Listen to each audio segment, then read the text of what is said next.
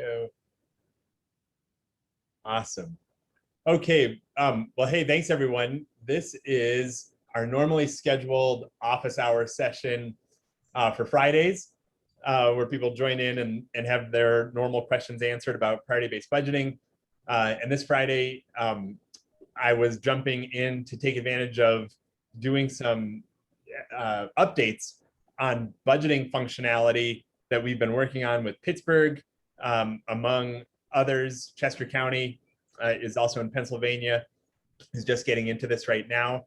And I thought I would take the opportunity to start a little bit big picture on what we've been thinking about and what is currently offered into the tools, do a demo, get some of your feedback, and also talk a little bit more about what we'll be rolling out come the summit, the ResourceX Summit in September. So thanks for joining. This is pretty cool, and happy Friday. I'm gonna start with a few slides just to set the stage. So this is budget or demo, and as I was thinking about a basic title, I think many of you probably, those of you who have implemented priority-based budgeting in the past, current implementers, if there's been one question on your mind, it has been how to explicitly use the priority-based budgeting data and process in your budget development process itself. So we have endeavored to go down this path for quite some time. Many of our organizations have done a great job of connecting it to their budget process using the tools and the budget software that you already have. But we have now been developing the technology to try to create a solution for you. Just by way of explanation, for those of you who are traditional PBB, we know we bring this value system that there is a challenge with traditional line item budgeting that we're trying to fix, that we're trying to overcome. The idea is that in traditional line item budgets, our departments, as they're coming up with their requests, are given their line items and given their personnel. Maybe they're given some data on what their trends have been for particular line items one year to the next. And their goal is to try to scan through the line items in their budget and make recommendations for the following year and have some sort of, I'm gonna put a few of you on mute if that's okay. And thanks, Jackie. If you get the chance to do it, that's great. And as departments are scouring their line items from one year to the next, they're doing their best to say, hey, I bet I could get by with a little less computer maintenance in my departmental budget. I think there's an efficiency we can achieve. Or they're looking at professional services and they're wanting to get a buffer for maybe a consultant for services for a project coming up, or maybe they're looking at workforce training and trying to bulk it. And while that has been easy for departments, we're used to it, to budgeting this way, it has left a lot to be desired. And what we mean by that in the priority-based budgeting world is we all can anticipate from the decision maker's lens, when we get to those budget deliberations, we have these basic questions that are very hard to answer. We have to do some forensic sleuthing to go back and figure out what is the nature of this $25,000 request for professional services, and does it have anything to do with the results that we're trying to achieve, right? This is the $1 million or $25,000 question in this case.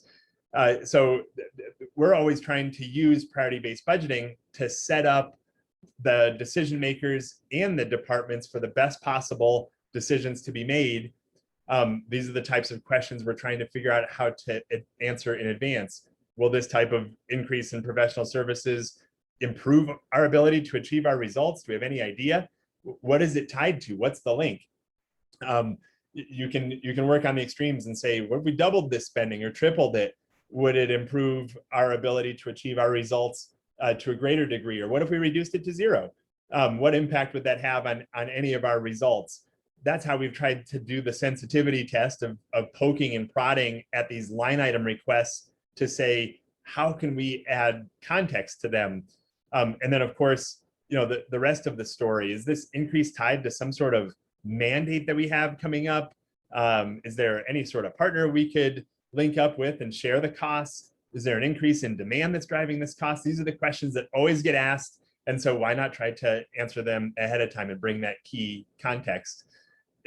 With priority-based budgeting data, our approach has been to try and say, what if we could take this $25,000 and not just talk about how it's a professional services line item request, but instead drill into the programs within that department who use the professional services budget.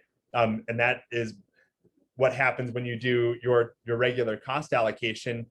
And if we could assign this 25 grand to those programs, wouldn't that take us a major step forward to say, oh, I get it. It's actually 15,000 aligned with a quartile 1 program, environment, sustainability, and resiliency, who's using professional services. That's compelling. Whereas this quartile 3 program with the rest of the request, the remaining $10,000, is less compelling. This is more or less what we're trying to do to frame budget requests around programs that they serve and the relevancy or lack thereof of those programs in your PBB work. Many of you have seen this before. Our schematic for how we had always hoped the budget process would work was affectionately called clouds and triangles. If you've never seen this before, you'll see why here momentarily. But the idea was in the budget development process, not just for decision packages, but for any variance, certainly any request for an increase in the budget, the department would go through this thinking that I'm about to show you. They would say, okay, I'm in need of requesting a new FTE. So I need staff, or I need any change in my line items. What is the thinking that we want to have happen to connect it to PBB and understand this request in greater context? Our approach was to say, what is this request tied to? So back to that professional services example, we would say, what program is this impacting that you're asking for a new FTE or an increase in that line item? Is it a new service? If no, is it an existing service that has already been scored? And that would be great. We could connect all this information together. If the answer was still no, we would say, go back and please determine not just your FTE request or your non-personnel request, but how that request impacts a program, because then we can better understand how that program impacts results we're trying to achieve. And so that was the remaining context. We wanted to say, if it's a new service, great. How do you envision that new service or program is going to score? So we could bring in our program scoring process. And if it's an existing service, we could say, fantastic. How did that program score? What information can we now bring to the program you're trying to impact that would help us all better understand the nature of your budget request? So a fictional example was, say you're in Bureau of Animal Control. The typical budget request is, hey, I need 2 FTE. I propose a business case, doing my best to tie it to a strategic plan or outcomes that matter, or some fact. Here we have a growing population of animals in need. Maybe our elected officials are talking more about climate and equity, so they would ask a question and we would insert some sort of case to be made there. And what we want to do is say, look, here's what we know. It's not just the department, Bureau of Animal Care and Control, but it's a program within it, veterinary services. We know how much that program costs. We know how it's scored. It's quartile 4. It has very little to do with the results that we're trying to achieve. So now we have new insight into this type of request that would help us a lot more as we're trying to prepare for evaluating the worthiness of this type of request overall. So what we want to be able to do is instead provide all of the programs up front in the budget development process, have the departments go in, create the budget request at the program level, and begin to evaluate and communicate the type of request that's on the table. I'm going to show you a live demo of that here in just a moment. So if we had the understanding of any personnel or non-personnel requests tied to a program, then we could take those requests and say, now we're in the budget hearings. Is that request tied to a quartile 1 or quartile 2 program, or is it tied to a quartile 3 or quartile 4 program? If it's low priority, doesn't mean it's going to get rejected, the budget request, but we would ask further questions. We would say, tell me about the program that you're offering and the nature of your request. Is it funded by any grants coming in? Are you using ARPA resources? Is there some sort of cost recovery that's offsetting your request? If the answer is no, we would say, with the additional funding that you're asking for, change the way that you're providing that program and increase its relevancy? Would it change its overall score and alignment to our results? That would be a compelling reason to consider the budget request. If the answer is still no, can we find somebody else to do it? Are we sure that we want to submit this request? Can we work with a nonprofit? Have we explored that? If the answer is still no, man, you're not giving us a really great case here. It's a less compelling proposal. Maybe is there a mandate that's requiring us to do it? That would be important to take into consideration. If the answer is yes to any of those types of questions, then great, it's a compelling proposal for us to consider. And furthermore, just because something is tied to a quartile 1 or quartile 2 program doesn't mean it's off the hook. The question would be, does this request help us achieve our results to a greater degree? If the answer is yes, fantastic, we're interested. Doesn't mean it's going to get approved, but we're interested. If the answer is no, then we go back through the same litany of questions to scrutinize that request. But this, all I'm trying to show you in clouds and triangles was we wanted to move from line item based requests from year to year to line item and personnel requests tied to programs. With those programs and all the work you've done in priority-based budgeting, we would have a greater context to evaluate the request and ask these types of questions to improve the decision-making process that is budgeting. And this would be the major transition from line item centric budgeting to program centric budgeting. We've seen a few great examples of this over the years. This is from the city of Littleton, Colorado, where again, as I was mentioning earlier, many of our clients have taken that thought process in clouds and triangles and said, how would we actually recreate it in our normal budget process? So Littleton, for every program that they offer, here's median and streetscape maintenance, here's payroll processing, they made departments characterize the nature of their budgetary changes for that program and brought this forth to the city council as their proposed budget for their budget deliberations and decision-making process. This was awesome. It really inspired us. You could see for any given program, they were attaching what is the quartile alignment. So that's that first step in clouds and triangles. They're saying, what's the request? What program is it tied to? What do we know about the program overall? And then they would give some explanation for the changes that they're looking at. Here's payroll processing and the same idea. If I zoom in on those top charts, that's what we were really fascinated with. You could see here in payroll processing, there was a program efficiency on the table. The costs from the 2019 adopted, 2019 estimated here, and now the 2020 proposed, the cost is actually going down for that program. And if you read their explanation, they're putting on the table that they had a position go vacant. And now they're recommending that they don't fill the position. They were doing the work just fine in payroll processing. And that's what we want to have communicated in those hearings so that elected official can say, wow, I totally get this. It's not just a personnel or non-personnel change. It's tied to this program. And now you're telling me that payroll processing, even though it's a high priority, is going to be provided more efficiently. We're not losing anything from a service level perspective overall. Where we wanted to come in,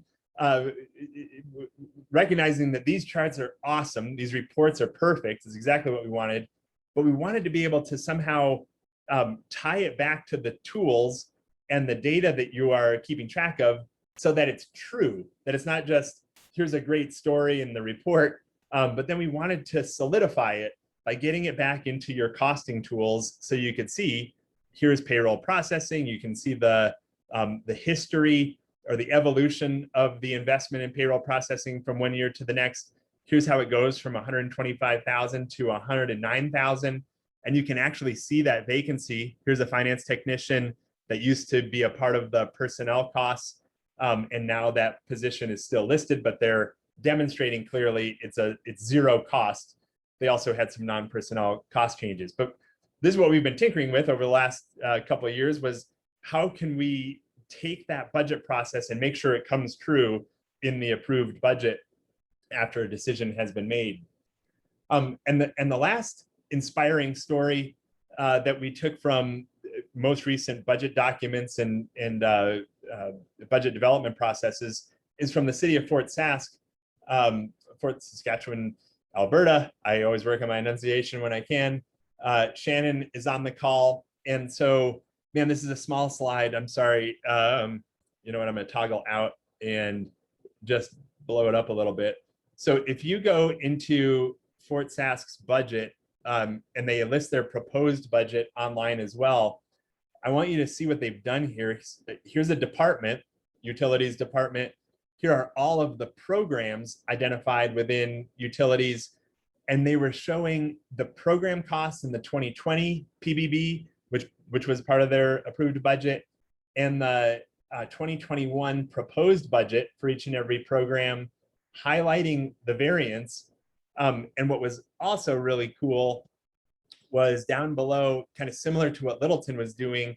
It wasn't that they were only showing the delta by programs for elected officials to debate and consider, but they were also giving the explanations. So down here, you could see for any given program that had a delta, what's the reason why?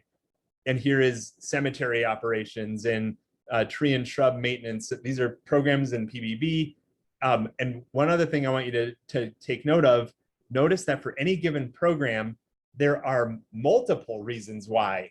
In other words, there aren't just one budget request tied to any given program. There could be multiple budget requests tied to any given program. That makes total sense to us. You might have a program efficiency for your payroll processing program, and you're gonna not fill that vacancy. But at the same time, maybe you're asking for more technology because you are automating certain elements of the process to make sure that with that vacant position, you have your payroll processing running just smoothly. So that would be two budgetary related requests that you want to submit for approval overall. So it's with all of this background and inspiration that now I want to move you to checking out what we're doing. First, I'm going to show you how it looks conceptually. Christy, thanks for joining. Don't worry, we're recording this, so you can catch up on some of the previous information. But we're now in the sandbox. So I want to show you how we've tried to recreate exactly what we've been talking about. So you would go into your priority-based budgeting tools. You're in the budget development process. I'm a department, and I'm now coming forward to start to consider where I'm going to make recommendations. The budget development flow works as follows. I'm a department. I'm going to make my budget request. There's a refinement stage where there are follow-up questions to ask for any given request, just like many of you probably do with your decision packages right now. And then there's a review step, which I'll show you here momentarily. So let's just say I'm here in city planning, and I'm working on my citywide and comprehensive planning program. I open up, I want to make a request for this particular program, and I'm given some user experience to frame my request and hopefully make it easy. Note, we're bringing all of the program information up front. So again, this is all program centric. I'm going to make my line item requests around this program. I get my total cost, any revenue. I have my background information as a department on how this program is not only costed, but how it's scored overall. And I also see the costing detail for that program. Here's how it's currently staffed. Here are my personnel who are currently supporting the program. So we've just pulled over all of the costing detail. And here's how my non-personnel line items have been allocated to this particular program. So note the transition in thinking. instead of the department being presented with their line item budget and trends on the history of printing and binding and office supplies from last year to this year, and being asked to submit their new request for printing and binding and office supplies at the line item level, which is line item centric thinking. Instead, if I need more printing and binding or office supplies, I have to think about it through the program lens. I have to come here into citywide and comprehensive planning and say, wow, last year we had $120 of office supplies out of our $15,000 budget allocated to citywide and comprehensive planning. What do I need this year? Do I need to ask for more? Can I even justify the $120 I have? Maybe my request is actually for, I'm going to zero out that budget. I'm doing fine with office supplies because we're not going to the office. And I'm going to reallocate. What I really need is I'm asking for $5,000 in professional services relative to this particular program overall. I want to go back and show you that as I do create a budget request, and let's walk through one together here. To the Fort Sask story, we have the opportunity to add multiple requests to any given program. The first step is to declare the intent of the request. So here I might say I'm in environmental sustainability and resiliency. I might say I need to increase staffing for more neighborhood meetings relative to our home energy, oops, if I get on the spell, use. And I would say, okay, in some of our, this is flexible over here on the right. Can we tag the budget request with some additional relevant information to you? For Pittsburgh, who I'll show you in just a moment, they had impact on climate. They have an executive order that every budget request has to explicitly consider a climate lens. And they also were asking to evaluate every budget proposal through an equity lens. So I might say, you know, I have some impact on equity for sure, and I have a high degree of impact on climate. This is definitely a service level increase. It's not just an inflation of costs. If I had a particular line item where maybe my advertising budget is just going up by a certain percentage, I would choose inflation of cost. But here are the basic reasons for a programmatic change. And I say, yep, this is the recommendation I want to work on. And now note, I have multiple recommendations coming through for this particular program. Here was one already identified for eliminating a part-time position and creating a full-time position, and that would have its own request. Here I'm going to go into need to increase staffing for more neighborhood meetings relative to our goals, including reducing home energy use. What I would do next with this particular budget request is I would go, oh, Don Tingy just said he lost sound. Is anybody else losing me? Am I still here? I'm back. I logged on back on, so I'm back in. Thanks, Don, for letting me know.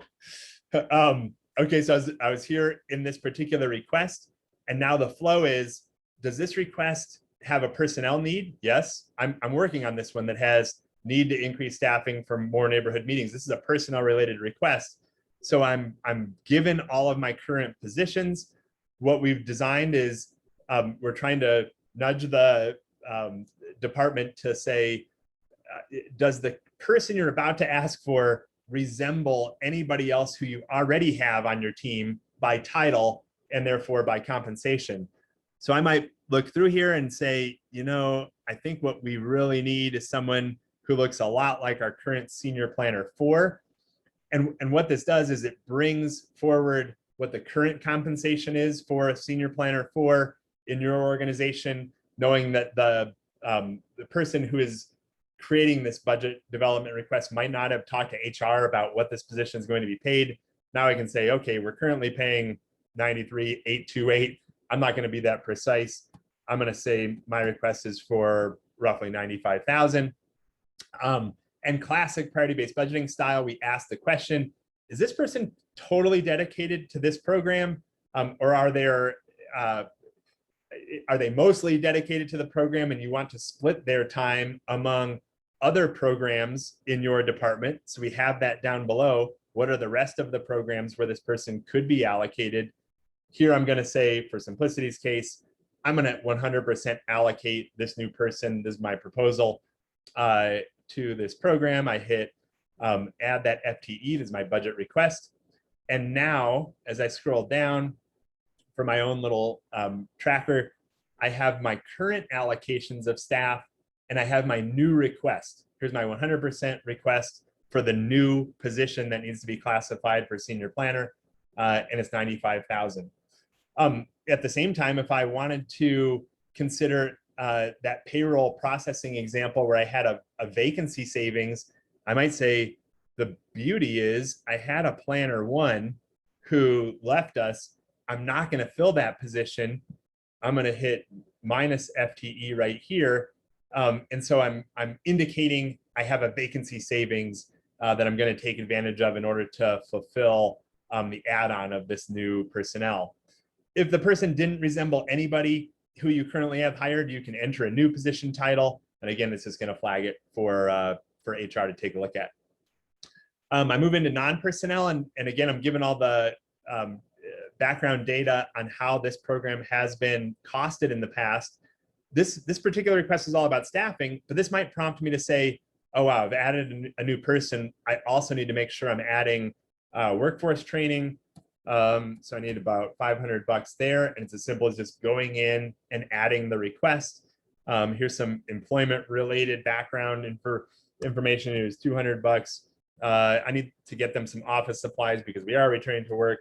I'm going to give them a $1,000 awesome budget. They can buy some computers. And now when I save my request, I get my prompt, and you can see what's taking place here. Office supplies, which used to be allocated approximately $4,000 to environment, sustainability, and resiliency. I've added $1,000 to my request, and it moves over. Now it's a approximately $5,000 budget request, tying my line item data to the program, and we have all the background data on this program for when we get to decision making, which is coming up. I'll show you a couple other things. We will definitely get to some Q&A here in just a moment. For all of my requests, if you have multiple people in a department who are coming into the portal, they can toggle over to my program requests so we can see what are the requests that have already been submitted on the table, so I don't duplicate anybody else's requests. But when I move over here to the refinement stage, I also have that option. I can toggle over to look at my requests within my specific department. I can see all of the requests that are coming through. And what I wanted to simply show you here is for any of you who also want some additional explanation and narrative, like it's all well and good that we've tied the personnel and the non-personnel to the program, fantastic. But I actually want the explanation for what this is all about.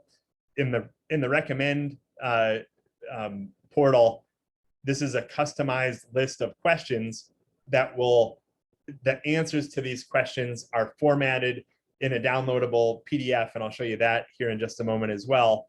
A la Littleton, when I was showing you those program reports that had their background explanation for any service level changes besides just the financial information there. So you can start to get a feel, and hopefully this is resonating with questions that you are usually asking yourself. I'm going to get to the review here in just a moment when I look at Pittsburgh's, but let's do that. So far I've shown you how to create a budget request that's tied to a program, how to go forward and take a look at additional questions that you might ask. I want to show you Pittsburgh's. It's a work in progress right now. So I think they're due today, as a matter of fact. And I'll just stay at kind of a high level to show you how it's taking shape. So again, I go into my budget development in the Insights tab. Every department is given their list of programs in the inventory. As I go to the refinement stage, I want to show you they're at 148 budget specific personnel or non-personnel requests tied to programs. That's what this means. There are 148 requests on the table. And then one last portal, which is pretty cool. This is mainly for the budget office, is they're starting to keep track of all the requests that are coming in. Remember clouds and triangles, we have a request tied to a program. And now we ask, is the program a new service or a current service? How did it score? Here's where we can see, here's their current budget. Here are all of the personnel and non-personnel requests that are coming in.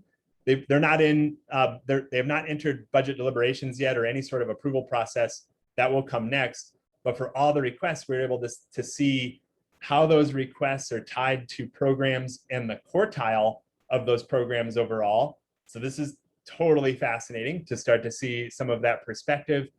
When I'm in a budget meeting, if I was their budget director, meeting with the department, talking to the chief of staff, or starting to explain, we can toggle onto any particular department's budget requests and start to see what are the requests and what's the big picture of what they're asking for.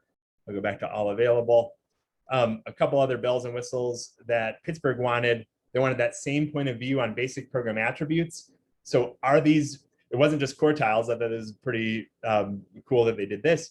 We want to see, are the requests coming in highly mandated requests? Are they requests around programs that we are highly reliant upon to provide? Increasing demand. So we're just bringing to life the basic program attribute data that you all know well, tied to the programs as the requests are coming through. And then finally, I had mentioned that in their mayor's executive order, they wanted to have a climate lens on all requests as well.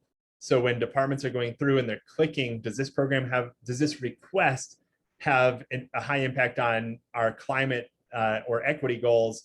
Here's where we're able to start to see that climate lens being brought into consideration. So this is really awesome. It's 10 million bucks and 150 budget requests, 148 that have come in thus far.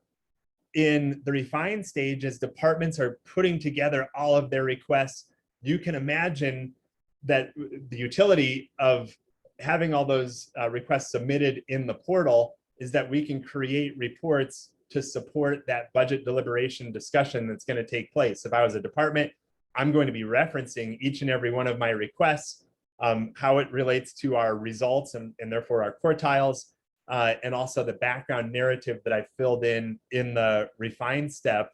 You can download that PDF, and I just did.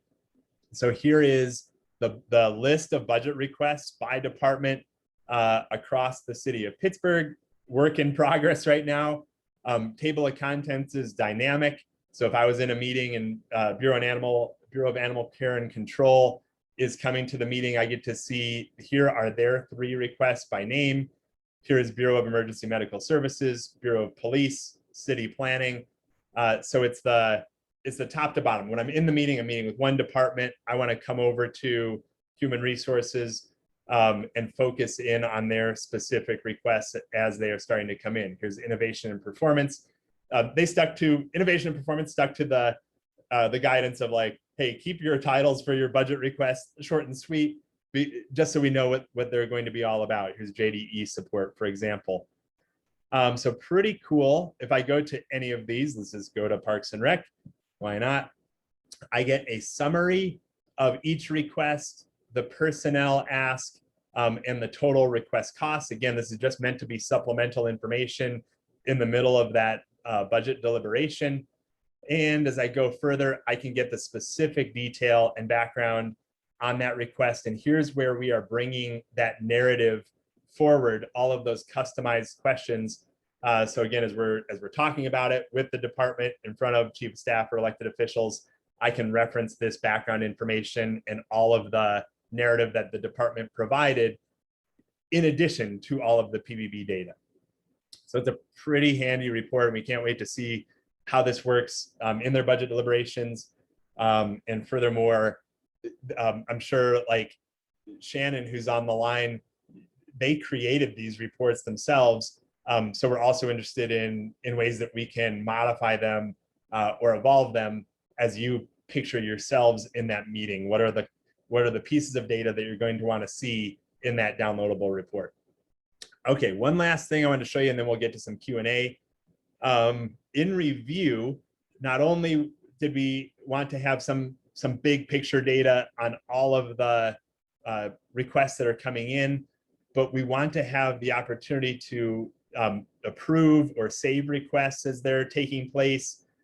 Keep that scoreboard that can be compared to your affordability for consideration of any new requests. So the approved line starts to grow. I'm going to uncheck these just to show you the dynamic nature of the approved versus requested. And at any time we can download all of the summary data into an Excel spreadsheet, because you're going to need the export of all of the requests as you're trying to create your approved 2022 budget. So I'm going to find my way to, I have this Excel sheet. Here it is. Budget request summary overall.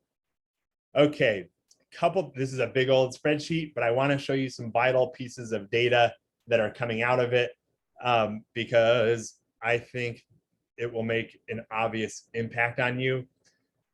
For every non-personnel request, yes, it's tied to a program. So if I ask for more professional services or office supplies, we have now led the department through a thinking process where they have to make those requests within the program context. But at the end of the day, we can pull out all of the non-personnel line items that you loaded into PBB and back out, okay, so here is the current budget. This is what's loaded into the tools. What is the request in total on the table for every single line item that's coming through? And if I had clicked approved, there'd be one more a column that comes down, which is not just requested, but what is actually approved. So I'm just going to show you by way of example. So if we had workforce training, my current budget overall in the general fund for this department is $2,355. The new request is for 100. So the 2022 budget request for workforce training tied back to this specific line item is the sum of the current budget and the request. As we're working with the Pittsburgh budget team, this is what they needed to have come back out of the tools for anything that they approve. Again, it's all well and good that they've used program data to help in the decision-making process, but as it comes back to what they're loading back into their financial system for an approved budget, they needed the tie back to the specific account string and the total. What is the approved amount for next year? We have the same coming through on personnel. I'm going to skip around just a little bit, but I just wanted to show you some highlights. So if you've asked for a new position, here are the current funded positions. What does that new position look like? We have a summary of every current program in the current budget, the line items that have been attached to it, and any new budget request. So I'm going to show you, I've done a subset here on just requests only. I want to do kind of like a before and after just to show you if I didn't select anything and just shows current budget. It's bringing up every current program in the inventory, mayor's office, finance, city planning, the current costs, personnel and non-personnel. And then if I do every request, not the current budget, everything beyond, I will unselect this. And so these are just the budget requests tied to each program, summed on personnel and non-personnel, and bringing all of the rest of the detail into filterable consideration. The last one I just wanted to show you, so you can go program by program, department by department, demonstrate their 2021 costs, demonstrate the 2022 total requested, highlight the variance, and filter on your results, basic program attributes, and quartile information. Again, if you're creating reports or you're wanting to bring this up in the middle of your budget deliberation meeting. What am I showing you right here? Let me give you a subset. Shannon, you should recognize this. This was our inspired by Fort Saskatchewan chart. So we could see for city planning, here are all the programs. Here's the 2021 approved budget. Here's the 2022 request. Here's the variance. And then we'd use the PDF for all of the background information on why. But if I go all the way back to my initial slides, what we were trying to create here is this specific chart. Whoop, that I was just like, I created a terrible slide for it. But here are all the programs within that department, the 2022, the 2021, the variance, and all of the explanations why are in that PDF report that I showed you for all of the recommendations on the table. All right. I'll pause here, and if everybody wanted to come off mute or just type your questions in chat. I know Don Tingy just had to run, but I would love to get some of your feedback or your questions on what it can do or what it can't do and what we still have in the works. I'd say, for example, one of the areas that we still have, we want to continue to build this out, includes like basic personnel forecasting. So we have our positions. We want to forecast what they're going to look like in 2022 for all current positions that have been loaded into the model. We don't have anything automated for that right now, but that is something that we plan to design and incorporate into this exact module. But I'll stop here for just a second and see how's everybody Hi, Chris. doing. It's Shannon. Hi, Shannon.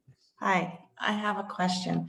So I think this is quite neat and kind of cool. So we would still have to keep our regular budget system, but we would be feeding from PBB or the Resource X tools back to our city system. Is that the? I mean, it is a good question that we're interested in. Depending on the client, the answer to this question might be different. So my question back to you would be, how are you using your current budget module? It's set up so that you can definitely do that export and make sure that you're getting those totals by line item. That was what I was trying to show here, and get them back into some other financial system of record for your 2022 approved budget. That's my short answer. Longer answer is, we have organizations who are openly questioning, like, where are we going to go next with this? And will this approach make your current budget software, not your full ERP, but your current budget software, redundant at some point if we have enough of the tie to priority-based budgeting? But it's an unknown question for us because we don't know how everybody uses their current budget software. Right, right. So is there like opportunity to add like FTE numbers?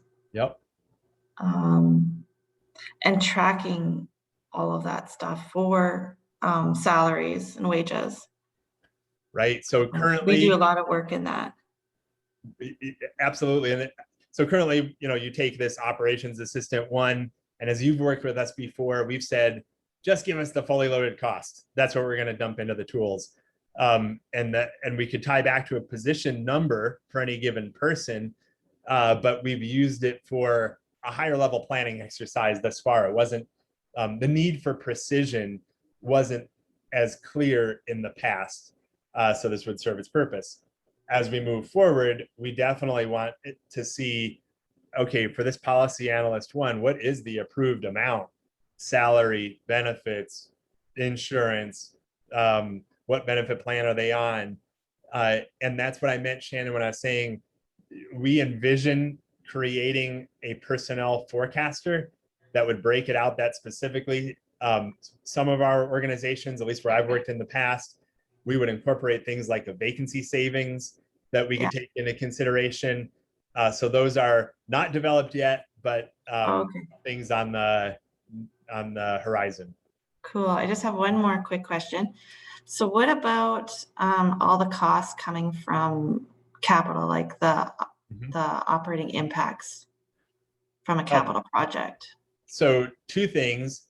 One, you can imagine that for any given capital project, you could incorporate it just like you have in priority-based budgeting. You could score a capital project and include it in a capital budget. For associated ongoing impacts, if we were working with you and you wanted to go back and say, let me go back to our budget request, that you're looking at, let me see if I can pull one that has like engineering or something like that. Oh, sure. Right when I'm in the middle of a demo.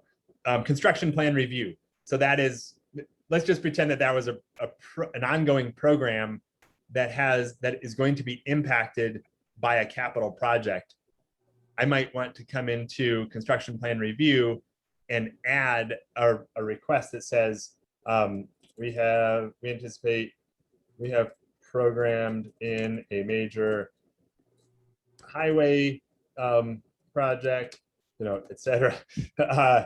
And we're staffing up with project managers. And for a program change, I think one other that might be even more informative is not just increased service level, but associated with a capital project. And then I would want to go through and add my whatever personnel or non-personnel impacts. I'm going to erase this and not actually do it, that are associated with that ongoing program. Is that in line with what you were thinking? Well, I was thinking how we do it now, and maybe it's just a change of thinking, but what we do now is we create the capital project and then we do the costing and the revenue sources for that capital project. And then we also toggle over and we do the operating impact, and it feeds back into our operations budget. Because you would, for that capital project, I imagine, you're planning the capital project, everything you need for it and to sustain when you go operational. Yeah, I would love to dive into that even a little bit further to see if there's something that we could link to a capital project that's being built that says, what are the ongoing needs? Is this tied to any given program that would lead you back here, and make sure that you're getting that request articulated and costed completely. Yeah. I get what you're saying. The current portal, I can demo that for you. I could just show you like, okay, the thinking process would be, make sure you go back and add that impact to this program. I just think it'll get forgotten by managers and directors. Great point. Great point. So I'm taking note. That's part of the, one of my main messages here as well is that this is our first major rollout that's really in production and being used by organizations, and we had enough progress to show you where we're at, but also we're seeking feedback like you're providing, because we're not done. In fact, we're investing pretty heavily in this direction because we think it's the real connection, the bridge between traditional priority-based budgeting and the budget process itself that has never been so clear. Thank you. Thanks. Thank you. Chris, you have 2 questions in the chat. Thanks, Jackie. I just saw it. Thank you for that. So Leanne, you said in our old budget request process, there was a way to move money within the departmental budget to support a request. Is this still possible? Two thoughts on that. So absolutely yes. Programmatically, how we want to see it, Leanne, is, let's see if I had, did I have a reallocation example?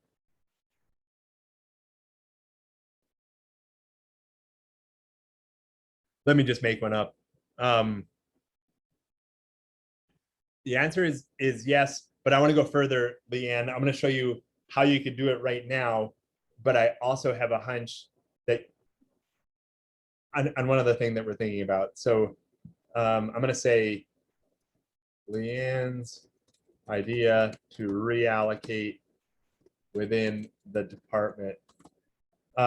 So I would come through, create my basic request, hit submit, great. So now what I'm going to do is, and this is reallocation at a program specific level. So I'd come in and say, hey, I'm actually recommending this planner one is not going to be here. So I'm transitioning this person off of this program, or it's a vacancy that I'm indicating. And I'm going to add this resilience and climate analyst. So what you see here is a reallocation of personnel costs for this particular program in the budget request. But another way to do it, and you can do the same thing in non-personnel. I would come in and say, hey, computer maintenance, I'm actually cutting these costs by 10,000 this year. And I'm bulking up professional services by plus 9,000. And I'm going to save that request. That is great. So here's my resultant reallocation for these line items within this specific program overall. One new feature that we hope to be able to talk about and describe at the summit in September is what if you wanted to make a request or reallocate at a line, you still wanted to do a line item level recommendation that wasn't tied to a program, or I wanted to shuffle some things around that are more global, even though I just preached everything is program first, it still makes sense that you might want to look at your line items first and say, in general, we're coming to the office a lot less than what we budgeted for in the past. So I don't want to do it for every single program. I just want to take office supplies and shrink it and at a department level. And then I want to go back into programs. That does not exist if you were to launch this at this very moment. That is something that we want to be able to show you. It's in development, is line item first rather than program first when we get to our conference in September. Leanne, is that along the lines of what you were thinking about? Yeah, so what you just showed would be within one particular request, right? Right. Okay. You got it. So it's still valid within that one program, but we also get it that, like my office supplies example, a department, Longmont, Colorado, their very first step is, here's your current budget, and without asking for anything, do you want to move some things at the line item level? Because that's where we truly appropriate spending authority and track it. That's allowed as a one step, as a precursor prior to coming into this phase.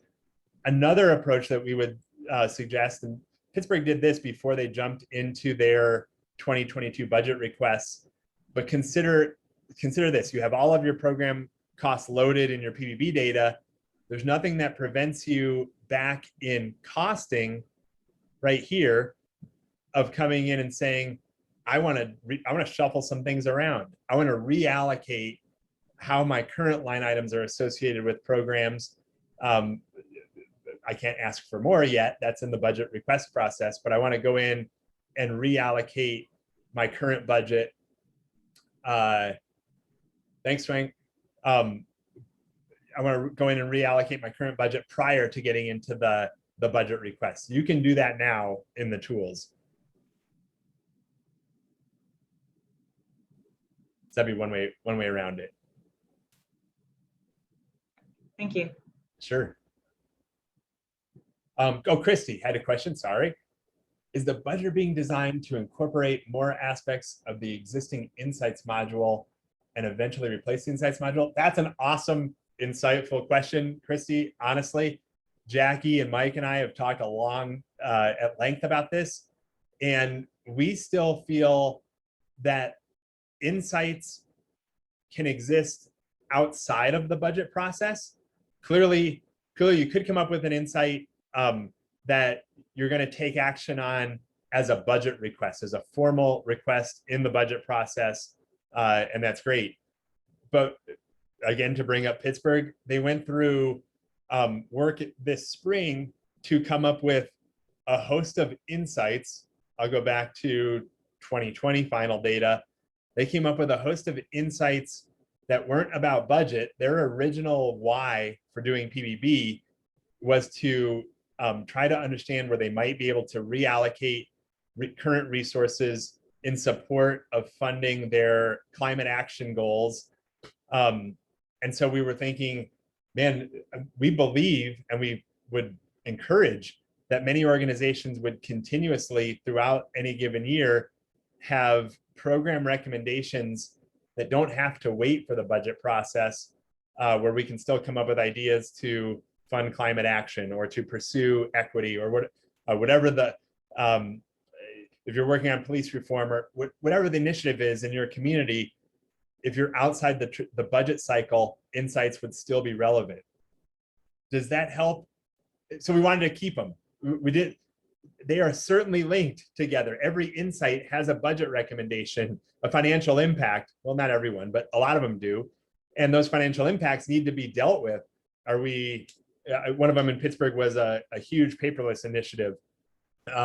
And it's very much in the planning and execution stages coming up. So the question on their mind is, at what point, if we do it, would we go in and change the line item appropriation for office supplies or paper or wherever that exists? And the question is, do we have to wait for the budget process in order to get that done? Or can we implement and execute and actually get the budget recommendation made sooner? That example is why we want to keep them, you can, in a way that they're not one and the same, but you can always do insights whenever you want, and you can do budgeting for your budget development process. Does that make sense? That does, and thank you, Chris. It was helpful. You know, we're only entering year 2 of priority-based budgeting, and so one of the gaps that our users felt last year was budget requests. Mm-hmm. And how to really translate PBB to their line item budget when we got to that point. And so I think the budgeter really fills that gap. And so knowing that they're kind of intended to continue to exist side by side helps us to consider the future in that regard. Awesome. Thank you. Christy, you can see, here's how it starts to look within Insights. There is a budget development portal. Here's a different insight set. It was basically like, we're looking at our program data to come up with recommendations for this purpose. This was our climate action related workshop. If it was, we're looking at our program data, Diane, this might resonate with St. Albert from last year, because we want to focus on ideas for what might happen with a pandemic and a revenue shortfall. That would be a different set of insights. And then ultimately, you know, we want to feed all of this towards budget recommendations if they haven't been approved already. But we couldn't agree with you more. The gap that your users felt about, okay, we have all this, we've tied our line items in our personnel to programs, we scored the programs. Now we want to do the budgeting and priority-based budgeting. Where does that happen? And up until recently, it was, we could help you like Littleton or Fort Sask to connect it in using your own tools. But this is our foray into, we're going to make it easy. That was our big technological leap to do budget development within our portal. I have a question for you, Chris, Diane. Yes. And I apologize, I had to step away for about 5 minutes during the demo, so if I missed this, please, I apologize. Sure. Okay, so some of the examples you gave of creating a budget request were pretty straightforward. So you talk about the payroll person, so you needed a new payroll person, and they're 100% to that program of payroll processing. So that's pretty clear. I can see how a business case or an export could come out to put in front of council. But where you have a case where you're asking for a new FTE, but it's related to probably 5 different programs. Like you really, that person's going to be 20% here, 20% there, right? Can the expert be put together to talk about, okay, so here's the here's the request is the 1 FTE, and then here's all the programs and the stuff that it impacts. Yep. Because what we wouldn't want is, you know, you put that in front of council at a program level and they approve, you know, 3 of the ones and not the 2 other ones, and now you've got a 0.6. Only 0.6 money and you needed a whole person. Yes. So, oh man, this is, there are parts of your question that I'm going to try my best to demo with what we have, but let me show you real quick. So here's, I'm asking for a new person who primarily serves with this program, but we envision they'll be serving multiple programs in the department. So I go through and I am envisioning this person, and what I would do, how we've set it up currently is, okay, I need someone, this is, I'll show you this functionality real quick. It's unlike any position we have right now. This person is a multi-program expert, and I'm going to allocate them 75% to this program. Great. And now what happens to the remaining 25%? 75% goes there. Here I would go into, oh, what did I have that person? Your request. Okay, so here was the 75% to my current program, and the rest is assumed allocated like the person I modeled them after. So the remaining 25% is going to citywide comprehensive planning. So how does this come out on the download? You're right. 75% of my requested salary would be associated with this program, and now 25% of that requested salary is associated with the other program. So in one way, we want that to happen because we want council and everybody to say, oh man, this is interesting. We strongly approve the 75%. It's associated with a quartile 1 program, has everything. I read your narrative. It's a compelling narrative. But the 25% we are not thrilled with. That person's supporting this other program. What we would want to happen is that this is flagged that if you approve the 75%, you still have 25% of this person unallocated if this request is denied. I can't think of a great way to show you in the downloader in the tools where that would be obvious. And I think it's just a good point that you're raising of something that we probably want to design in. So that Jackie's on the call. Jackie has been instrumental in helping us with our partners in building this up. I think we maybe want to be as explicit as possible if scenarios like that are coming up. Well, and I think it will a lot, because I know, like, certainly in our organization, except for the very, very frontline workers, there's probably not too many positions that are 100% to one program. Sure. Like, so they're probably split between 5 and 6 programs. As soon as you start getting to a manager level or a director level or even supervisors, you're probably talking 5 or 6 different programs. I mean, I think it's totally awesome. At least we'll probably call on you for design thoughts as we're working on that type of flag. But consider how it works today. As somebody brings up an FTE, do you have a form for your business case where a department is trying to declare what program that person supports? How do you do it, forgetting everything that you've seen in our demo?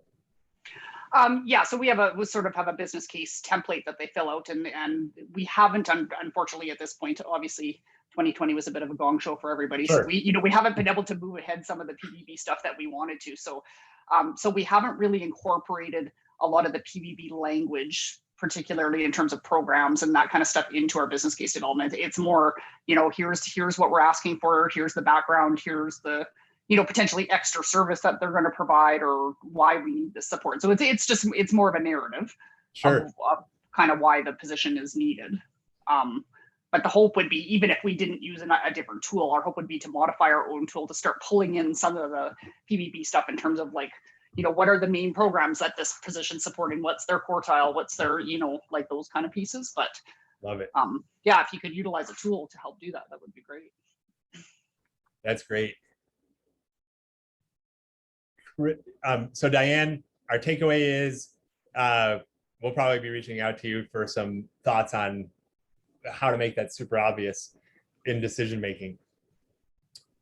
Christy had, I might have missed it. Is there a method to impact multiple programs within one budget request, like reallocating resources for a net zero impact?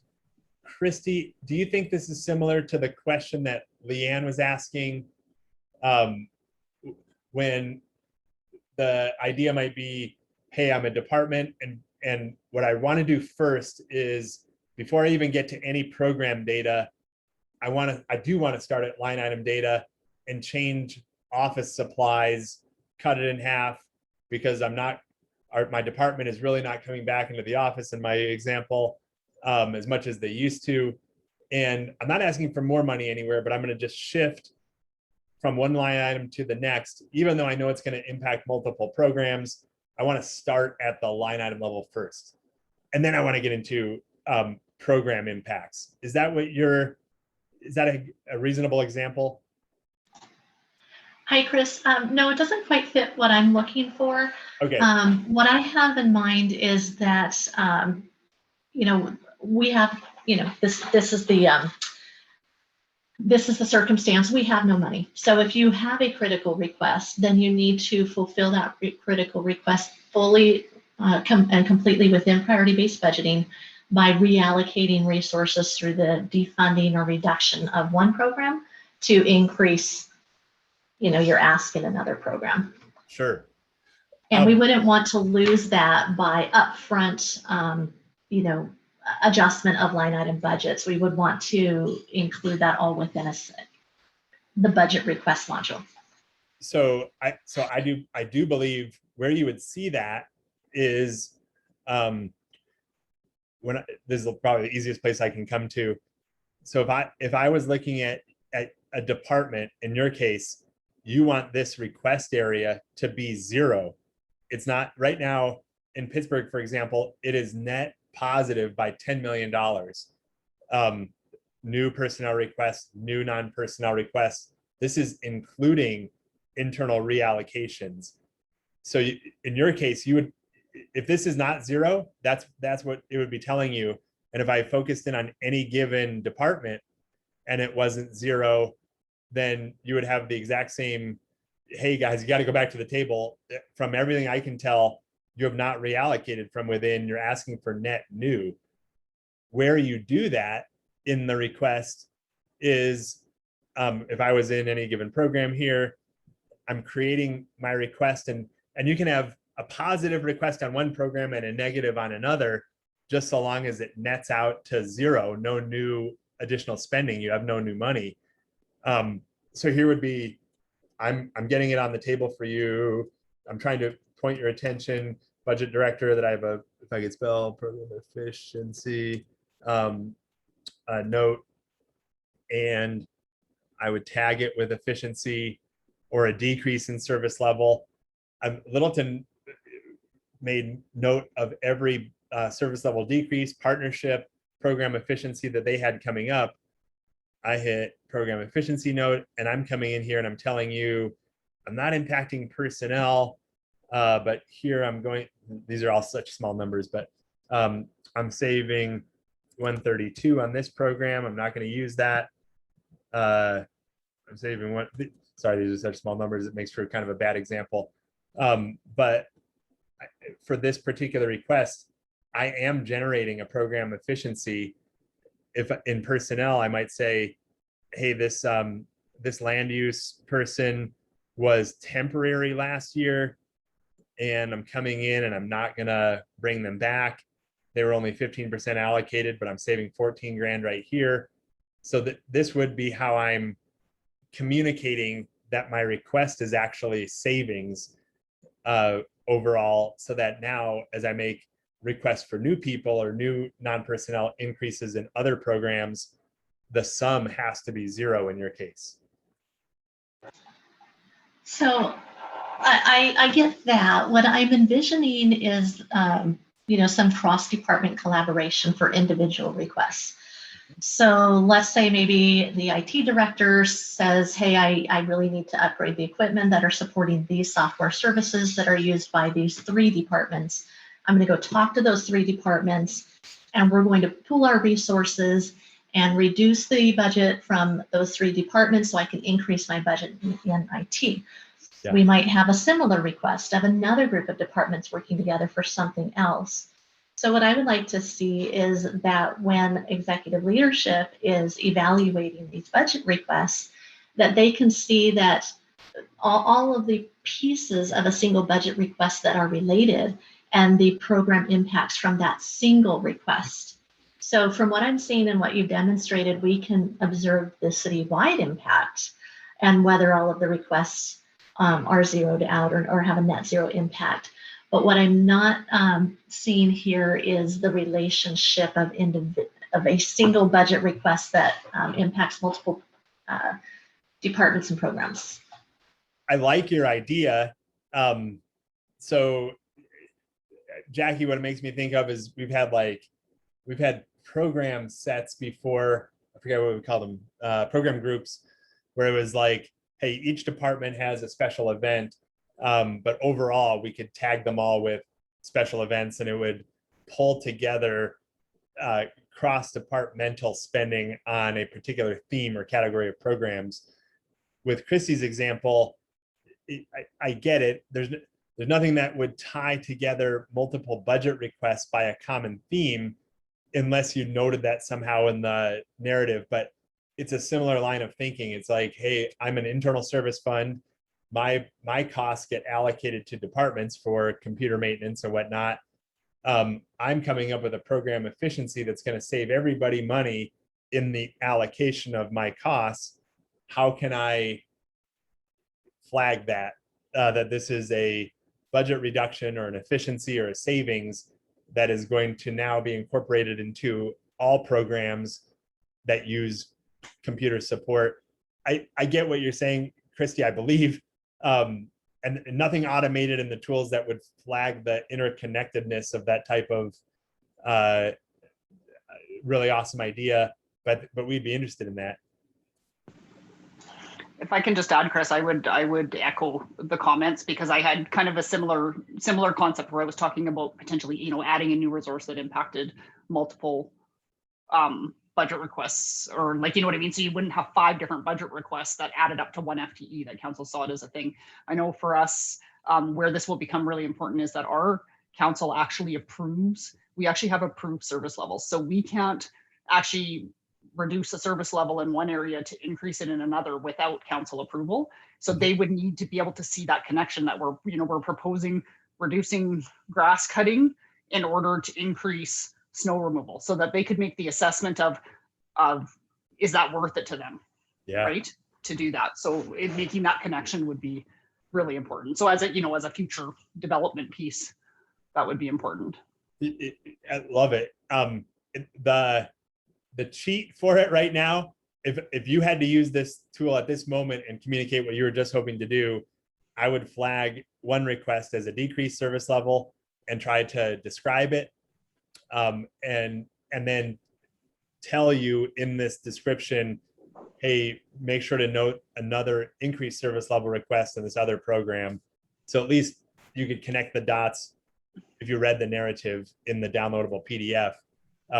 But I also take note that this is something on the wish list that we can bat around, and appreciate the recommendation.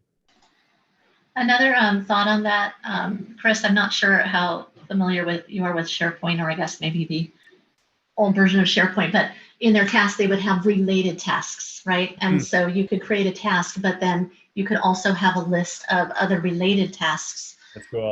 So that it knows, where a relationship exists. So that wouldn't require everything to be built specifically in one budget request. You could still have the different budget requests as the module is currently designed, but that there's just another area on each budget request to say, oh, by the way, go look at these ones too. So, thank you, Chrissy. That's awesome. I'm sure Jackie's head is her wheels are moving.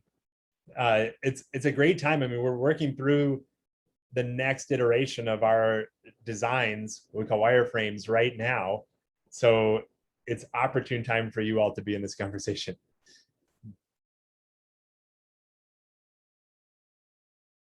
Cool. Man, this is one thought I wanted to pitch to this group. We really appreciate the chance to get your feedback. We wanted to show you what we've been up to thus far.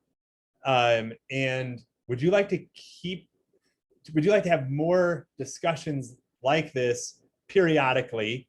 I mean, our frequency would be probably closer to our conference, or maybe right after the conference, just to keep up the dialogue. What's in it for you is, just like today's discussion, you can see where we're at, start to envision how this particular functionality could be used in your own work. And secondly, and probably more interesting to you, is you can inform and influence where we're headed with this budgeting functionality in our product roadmap and in the very near future. Just one thought, you don't have to answer yes or no, or I won't hold you to it. Would you be interested in being a part of a more ongoing working group where we could ping ideas off of you from time to time? Sweet.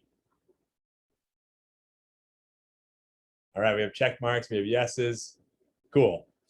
Well, our next big event is the virtual annual priority-based budgeting summit, which is coming up. Jackie, I don't know if the link is live on our website. I believe it is. But it's coming up in late September. And we hope that you'll be able to join us for that, where we'll be going more in depth, not just about budgeter functionality, but thanks, Jackie, a lot of other improvements that we're making throughout the OnlinePBB portal and a new platform altogether, with some cool new features.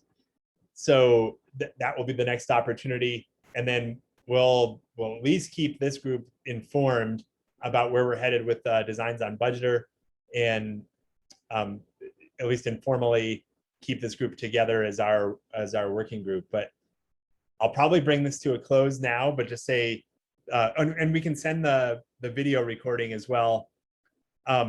If you are interested in how you would use this functionality in your upcoming budget process, let us know, and we can start to talk through what that looks like and what's customizable, and where we could even make modifications specific to your needs in the short term.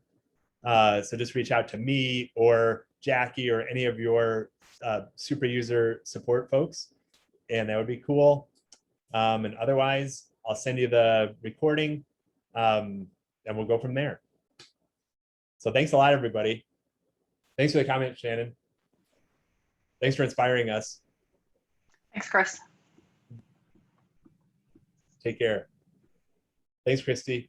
Thanks, Nicole.